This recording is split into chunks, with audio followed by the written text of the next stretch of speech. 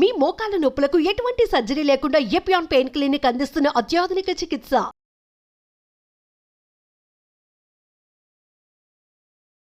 నమస్తే, welcome to Suman TV. ప్రస్తుతం మనతో పాటు ప్రముఖ వైద్యులు డాక్టర్ కిరణ్ గంగా ఉన్నారు. వారితో మాట్లాడదాం. హలో డాక్టర్ గారు. నమస్కారం. నమస్తే.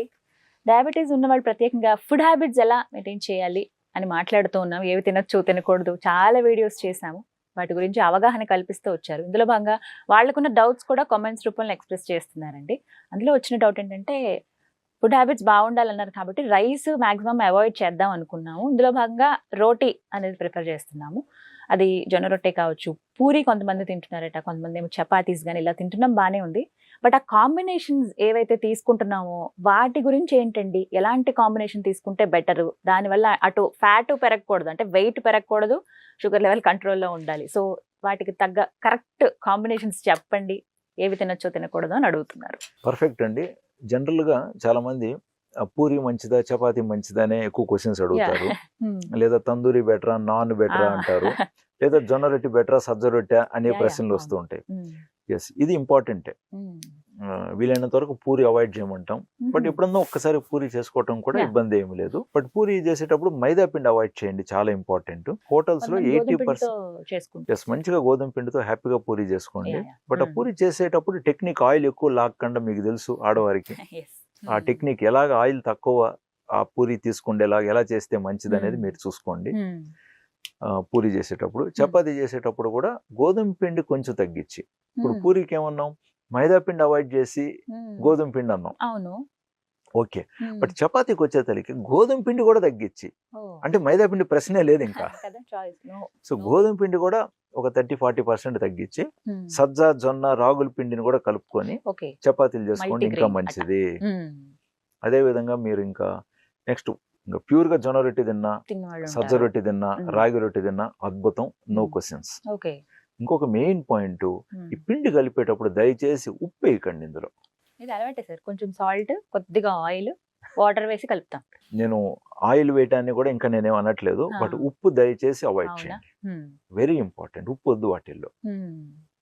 యాక్చువల్గా ఉప్పు వేయటం వల్ల ఆ చపాతీ సాఫ్ట్ గా రావటం, ఇట్లాంటి కొన్ని ట్రిక్స్ ఉన్నాయి. అందుకే మీకు బ్రెడ్ తయారు చేసేటప్పుడు ఉప్పు ఎక్కువ వేస్తారు. సో సమ్ స్ట్రక్చర్ కోసం, ఆ బ్రెడ్ ప్రాపర్ గా ఆ కన్సిస్టెన్సీ రావటం కోసం అందులో కలిపే ఇంగ్రీడియంట్స్ లో ఉప్పు అనేది చాలా మేజర్. మీరు ఉప్పు లేకుండా వాళ్ళు బ్రెడ్ తయారు చేయలేరు. ఇప్పుడు మనం ఎలాగా పొంగటానికి కొన్ని ఇంగ్రీడియంట్స్ ఎలాగైతే వాడతారో, ఆ ఇంగ్రీడియంట్స్ వాడినప్పుడు ఎంత వాడినా సరే సాల్ట్ అనేది ఇంపార్టెంట్ ఫ్యాక్టర్ అక్కడ. సో కొద్ది రోజుల్లో ఇనిషియల్ గా మీకు కొంచెం ఇబ్బంది అనిపిస్తుంది ఉప్పు లేకుండా చేయటం, బట్ సాల్ట్ అవాయిడ్ చేయండి. ముఖ్యంగా చపాతీలో కానీ రైస్ వాడటంలో కూడా, ఈవెన్ మీరు మిల్లెట్స్ ఏదైనా వంట చేసుకుంటూ ఉన్నా సరే ఉప్పు వేయకండి వీటిలో కూడా. ఇది బేస్ మెటీరియల్, ఇవి వీటిలో ఉప్పు ఎక్కడ వాడకండి. కూరలో ఉప్పు పడబోతుంది, మనం అక్కడ కూడా తగ్గించాలంటున్నాం. బట్ వీటిలో అవాయిడ్ చేయండి స్ట్రిక్ట్ గా. ఒక ఆప్షన్ ఫైనల్, కూరలు దేంతో తీసుకోవాలి, ఇది చాలా ఇంపార్టెంట్ అండి. మీరు చపాతీ తింటున్నారా, పూరి తింటున్నారా, సజ్జ రొట్టె జొన్న రొట్టె అనేది ఒక 30-40% ఇంపార్టెంట్ అయితే, మీరు దేంతో ఎటువంటి కూరతో తింటున్నారు అనేది మిగతాది చాలా ఇంపార్టెంట్. ముఖ్యంగా మనం అందరం పూరి విత్ ఆలూతో తినటం అలవాటు, హోటల్స్ లో పోయినా కూడా. వీలైనంత వరకు పొటాటో అవాయిడ్ చేయాలి, ముఖ్యంగా పూరితో.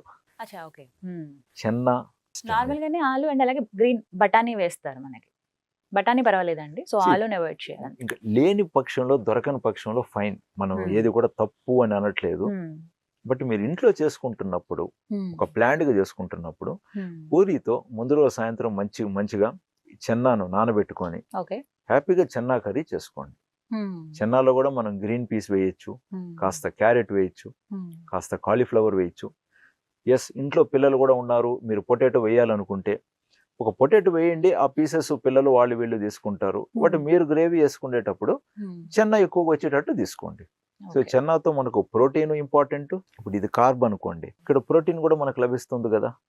సో తృప్తికరంగానూ ఉంటుంది, నవ్వులుకోవటానికి నోట్లో కూడా మంచి ఫీలింగ్ ఉంటుంది. సో చెన్నా డెఫినెట్ గా యూజ్ చేయండి, మరవకండి. చపాతీ కూడా చెన్నా మంచిది, రాజ్మా కూడా మంచిది. ఓ మనం ఈ మధ్య మర్చిపోయినామండి ఎంతసేపు అవును. పప్పు ఇవే అది ఇది Monday non veg. So definite గా చెన్న రాజ్మా మనం తెలుగులో మాట్లాడితే బొనిగలు గుగ్గుళ్ళు ఇట్లాంటి ఇంకా చాలా ఉన్నాయి ఐటమ్స్ అలసందులు ఇవన్నీ వాడాలండి ఊరికే కొని పెట్టుకొని పురుగు పట్టినాక పడేయటం కాదు తీసుకొస్తారు, వాడదాము ఎలా అయినా సరే ఈ కర్రీ చేద్దామని తీసుకొస్తాం సార్, మర్చిపోతాము, పడేయడమే, తెచ్చిన So- ప్యాకెట్ పడేయాల్సి వస్తుంది. సో మీ షెల్ఫ్స్ లో ఇవి కళ్ళకు ముందు కనపడేట్టు పెట్టుకోండి Exactly.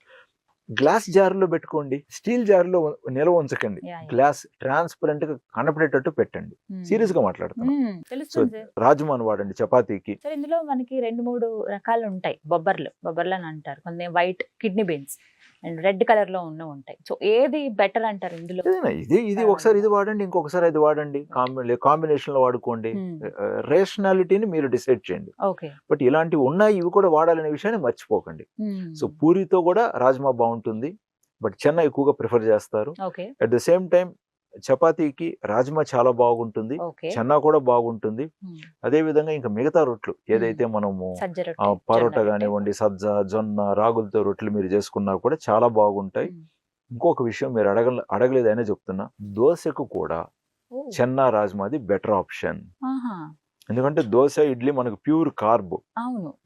సో ఆ కార్బ్ కి తగినట్టుగా సాంబార్ చట్నీ కంటే కూడా అప్పుడప్పుడు చెన్నా రాజ్మాల కర్రీలు కూడా మీరు తీసుకున్నట్లయితే గ్లైసిమిక్ ఇండెక్స్ తగ్గుతుందండి మనం తిన్న తర్వాత పొట్ల పడిన తర్వాత ఒకదానికి గ్లైసిమిక్ ఇండెక్స్ ఎక్కువ ఉన్నప్పుడు ఇంకొకటి లో గ్లైసిమిక్ ఇండెక్స్ ఫుడ్ తీసుకున్నప్పుడు కొంచెం బ్యాలెన్స్ అవటం వల్ల మీ పోస్ట్ ప్రాండియల్స్ స్పైక్ అవ్వకుండా ఉంటాయి ఇప్పుడు కొంతమంది పేషెంట్స్ చెప్తూ ఉంటారు సార్ నాది తినక ముందు బాగుంది సార్ కంట్రోల్ 110 చూడండి రిపోర్టు బట్ తిన్న తర్వాత నాది 180 220కి వెళ్ళిపోతుంది కాబట్టి నాకు హెచ్బిఎన్సీ తగ్గట్లేదు మందులు పెంచితే లో షుగర్ వస్తుంది సో ఇట్లాంటి సందర్భాలలోనే మీరు తినే food low glycemic index తగ్గించుకోగలిగే foods తీసుకున్నప్పుడు మందులు లేదా ఇన్సులిన్ మోతాదులు పెంచకుండా కూడా మీ షుగర్స్ కంట్రోల్లో కాస్త ఉండే అవకాశాలు బాగుంటాయి డెఫినెట్ గా మీరు రెగ్యులర్ గా ట్రీట్ చేసే డాక్టర్ కూడా దీన్ని ఫీల్ అవుతారండి ఇప్పుడు డయాబెటీస్ డాక్టర్ అంటే మీరు సంవత్సరాల తరబడి చూస్తూ ఉంటారు ఆ డాక్టర్ కి తెలిసిపోతుంది అరే ఈసారి మీరేమో మార్పు చేశారే చాలా బాగున్నాయి మీ రిపోర్ట్స్ ప్లస్ వెయిట్ తగ్గుతారు ఎక్కువగా వెయిట్ ఉన్నవారు మనం అనుకున్నట్టు ఉప్పు తగ్గిమన్నామా ఆయిల్ తిరగబాతు తాళింపుల్లో పోపులు కూడా తగ్గిమన్నామా ఆయిల్ అవాయిడ్ చేయమన్నామా వెయిట్ డిఫరెన్స్ ఈజీగా 2-3 కేజీస్ తగ్గుతారండి చాలా గమనించాను నేను 2-3 కేజీస్ వెయిట్ తగ్గటంతో మనకు లివర్ ఫ్యాట్ తగ్గుతుంది ఆర్గాన్స్ ఇంటర్నల్ ఆర్గాన్స్ ఫ్యాట్ అంటే మనకు ప్యాంక్రియాస్ లో ఫ్యాట్ తగ్గుతుంది వీటి వల్ల ఏంటి ఈ ఆర్గాన్స్ ఒక ఫంక్షనాలిటీ పెరిగి ఇన్సులిన్ రెసిస్టెన్స్ తగ్గి సొంత ఇన్సులిన్ ఉత్పాదన కూడా మనకు మెరుగవుతుంది సూపర్. కాబట్టి ఇదంతా ఏదో ఒక రూల్స్ లాగా భావించకండి బట్ అంటే టైం కూడా చెప్పండి సార్, ఏ టైంలో ఇవి పర్ఫెక్ట్? లంచ్ కి తీసుకుంటే బెటరా, బ్రేక్ఫాస్ట్ తీసేసుకుంటే బెటరా, లేదు డిన్నర్ టైంకి బెటరా, ఎలా తీసుకోవాలి? మీ కంఫర్ట్ ని బట్టి మీరు డిసైడ్ అవ్వండి మీకు ఎప్పుడు తీసుకున్నా మంచిదే సో కొంతమంది హాలిడేస్ లో బ్రేక్ఫాస్ట్ ప్రిఫర్ చేస్తారు ఇంకొందరు లేట్ గా లేచా అంటే హెవీగా ఉంటుంది సార్, ఫుల్ అయిపోయిన ఫీలింగ్ అనేది ఉంటుంది. అందుకని మనం ఇదివరకు కూడా రాజ్మా కర్రీ తింటే సరిపోతుంది. ఎగ్జాక్ట్ ఇదివరకు కూడా మనం మాట్లాడుకున్నాం ముఖ్యంగా హెవీగా ఉండే ఫుడ్స్ మార్నింగ్ లేదా మధ్యాహ్నం తినండి నైట్ కి వచ్చేసరికి తేలిగ్గా ఉన్న ఫుడ్స్ తీసుకోండి అని మనం చెప్తున్నాం. కానీ సార్ చాలా మంది ఏంటంటే నైట్ వచ్చి మళ్ళీ అన్ని వండుకొని ప్రిపేర్ చేయడం కష్టం కాబట్టి రోటీ చాలా ఫాస్ట్ గా అయిపోతుంది, మేకింగ్ కూడా నానబెట్టి పెట్టామంటే పిండి కలిపేసి పెడితే మహా అయితే ఒక 1 hour లో చేసేసుకోవచ్చు. ఈజీగా 1 hour పట్టదండి, 20 minutes 15 minutes హ్యాపీగా మాట్లాడుతూ చేసేయచ్చు అన్ని ప్రిపేర్. సో నైట్ ఎక్కువ చాలా మంది ఏంటంటే రైస్ తినకుండా చపాతీ తిందాం అనే అలవాటు ఉంటుంది, మరి అప్పుడు తీసుకోవచ్చా? తీసుకోవచ్చు. ఈ చెన్నా కర్రీ మార్నింగ్ చేసి పెట్టేసుకోండి, ఫ్రిడ్జ్ లో ఉంటది కదా. అంటే రాత్రి పూట చెన్నా కర్రీ తింటే డైజెషన్ ప్రాబ్లం ఏమి ఉండదా? ఇలా ఆల్రెడీ ఎవరికైనా డైజెస్టివ్ ఇష్యూస్ ఉన్నప్పుడు, ఎక్కువ కాలంతో డయాబెటీస్ ఉన్నప్పుడు, డయాబెటిక్ గ్యాస్ట్రోపారిసిస్ ఉన్నప్పుడు కొంచెం నైట్ లో చెన్నా ఏదైనా తింటే గ్యాస్ ఫార్మేషన్ అవుతుంది అంటాం మనం. బట్ అలాగని మీరు కందిపప్పు తిన్నా కూడా అదే ఇష్యూవేగా, మరి స్పైసీ ఫుడ్ తిన్నప్పుడు కూడా అదే ఇష్యూవేగా, మీరు బిర్యానీ తిన్నా అదే ఇష్యూవేగా. అంటే మంచి వస్తువు తినాల్సిన అవసరం వచ్చినప్పుడు అడ్డంకులు వస్తాయి, మనకు నచ్చింది తినాలన్నప్పుడు భరిస్తాం. కాబట్టి అది మీరు చూసుకోండి కరెక్షన్స్. బట్ జనరల్ గా వీకెండ్ ఉదాహరణకి సాటర్డే సండే తినాలనుకుంటున్నారు, మంచిగా బ్రేక్ఫాస్ట్ తీసుకోండి. ఇప్పుడు న్యూక్లియర్ ఫ్యామిలీస్ అనుకోండి, దంపతులు మాత్రం ఉంటున్నారు, సో ఒకరికొకరు తోడుగా కలిసి వంట చేయటం చేయండి, చాలా బాగుంటుంది. కలిసి టైం పాస్ చేసినట్టు ఉంటుంది, ఒకరికొకరు తోడు హెల్ప్ అవుతుంది. ఒకరే చేయాలంటే భారం. ఈవెన్ మీ ఇంట్లో ఆవిడ వంట చేసినప్పటికీ కూడా సాటర్డే సండే చేసినప్పుడు కొంచెం తనకు సహకరించండి. సో తను కూడా మీకు ఎలాంటి ఆహారం ఇష్టం అనేది కూడా అండర్స్టాండ్ చేసుకొని వీక్ అంతా కూడా మీకు మంచి ఫుడ్ తను వండి పెట్టగలుగుతుంది అనేది నా అభిప్రాయం. లేదు ఇప్పుడు కొంతమంది అంటే మరీ బిజీగా ఉండటం వల్ల ఈ నైట్ షిఫ్ట్లు పనిచేయటం వల్ల, లేదు వీక్ అంతా బాగా కష్టపడి అలసిపోయి ఉంటారు కాబట్టి ఆదివారం శనివారం కొంచెం లేట్ గా లేద్దామని కూడా అనుకుని ఉంటారు. సో అటుంటప్పుడు ఏం చేయొచ్చు అంటే బ్రేక్ఫాస్ట్ స్కిప్ చేసేయండి. మీరు తినాలనుకుంటే మార్నింగ్ ఏదైనా మంచి 1 or 2 ఫ్రూట్స్, వెజిటబుల్ సలాడ్ ఇలాంటిది ఏదైనా తీసుకోండి. మంచి కాఫీ ఎంజాయ్ చేయండి, black coffee, black tea, green tea enjoy చేయండి. ఈ టీస్ తో ఆర్ కాఫీతో పాటు బ్లాక్ చాక్లెట్ ఇలాంటిది ఏదైనా కూడా మీరు ఎంజాయ్ చేసుకొని లంచ్ కి వచ్చేసరికి మంచిగా లంచ్ చేయండి.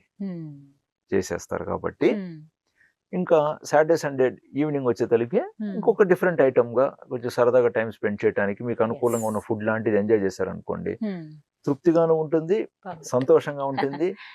ఏదో త్యాగం చేసిన ఫీలింగ్ లో ఉండకూడదు. అన్ని మనం సౌకర్యంగా ఇష్టపూర్వకంగానే మనం సంతోషంగా మంచి నిండు జీవితాన్ని ఆరోగ్యంగా జీవించే అవకాశాన్ని మనం పొందుతూ, ప్లస్ ఆరోగ్యంగా జీవించడం మన హక్కు ప్లస్ ధర్మం కూడా. అనారోగ్యంగా జీవించడం, త్యాగమూర్తిలాగా అన్ని వదిలేసి ఏది తినకుండా ఎన్నాళ్ళు ఉంటారండి? దానివల్ల కూడా మళ్ళీ మనకు మైండ్ లో అసంతృప్తి ఎక్కువైపోయి అది ఒక డిఫరెంట్ ఇష్యూస్ వస్తాయి. సో తృప్తిగా ఉండాలి. సో మితంగా తృప్తిగా సంతోషంగా ఉన్నప్పుడు షుగర్స్ కూడా మీ మంచి కంట్రోల్లో ఉంటాయి. మిగతా ఏదైనా ఉన్నా కూడా మీ డాక్టర్ తో డిస్కస్ చేయండి. డెఫినెట్ గా మీ డాక్టర్ కూడా మీకు సహకరించగలుగుతారు. సో మీరు హ్యాపీగా ఉండగలుగుతారు. అండ్ మనసులో ఎటువంటి భారాలు మోయకండి. చాలా మంది ఏది తింటే మంచిది, ఏది తింటే నాకు డాక్టర్ ఇన్సులిన్ ఆపేస్తారు, లేదా ఏమి తింటే నాకు మాత్రలు తగ్గుతాయి, ఇది ఎక్కువ అయిపోయి చాలా ఇబ్బంది పడుతున్నారండి చాలా మంది పేషెంట్స్. సో ఆ ప్రశ్నలు, ఈ కొన్ని తెలియని విషయాలు ఎక్కువగా దూరం మీరు ఒక్కరుగా మనసులో పెట్టుకోకండి. మీ డాక్టర్ తో డిస్కస్ చేసి వాటికి పరిష్కారాలు వచ్చిన తర్వాత స్వేచ్ఛగా తేలిగ్గా హ్యాపీగా బతకండి అని చెప్తున్నాను. Right sir, thank you so much అండి. నమస్తే.